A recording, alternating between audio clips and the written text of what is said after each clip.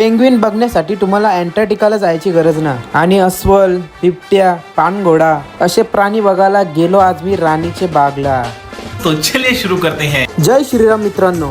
सर्वात आधी कारला 50 रुपयाचं तिकीट. एंट्रीलाच होतं पक्षी. मग काय गेलो फुलजा सिमशिम.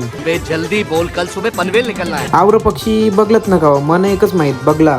बरं आहे माझ्या सारख्यांसाठी पाठी पण लावले कांड्या. पक्षी झालं बघून मग गेलो मगर बघायला. कासव बघून आठवली कासव आणि सस्याची गोष्ट. इथं तर सफेद, हिरवं, नीलं, पिवलं, जांभळी सगळं पोपट होतं. याला काय बोलतात ना माहित. तुम्हाला माहित असेल तर नक्कीच कमेंट मध्ये सांगा. पेंग्विन साठी तर त्याही डायरेक्ट वेगळीच बिल्डिंग बांधली. इथं स्पेशल मायनस मध्ये टेम्परेचर मेंटेन केले. त्यामुळे हे पेंग्विन अजून जिवंत आहेत. बाईला बोललो येतं का नारेवलीला ना बोलतं. मना तर नुसती हरिणच माहित. इथं हरिण, सांबा, चित्तर काय माहित काय काय. कॅफेचे इथून जायचंच होतं दिसला पाणघोडा. बाई झोपले म्हणून. आता बाईचा राग डेंजर जाम. बाईला उठून दमलो पण बाई उठो ना. याला बघून तर आधी घाबरलो. नंतर यांनी जाम मनोरंजन केलं.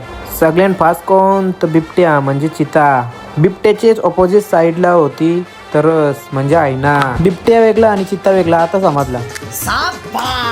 अस्वल बघाची होती तिथं दिसत ना कुठं गायब झाले. इकडे झोपले. सिंह तर नव्हता पण लवकरच येणार आहे बघा.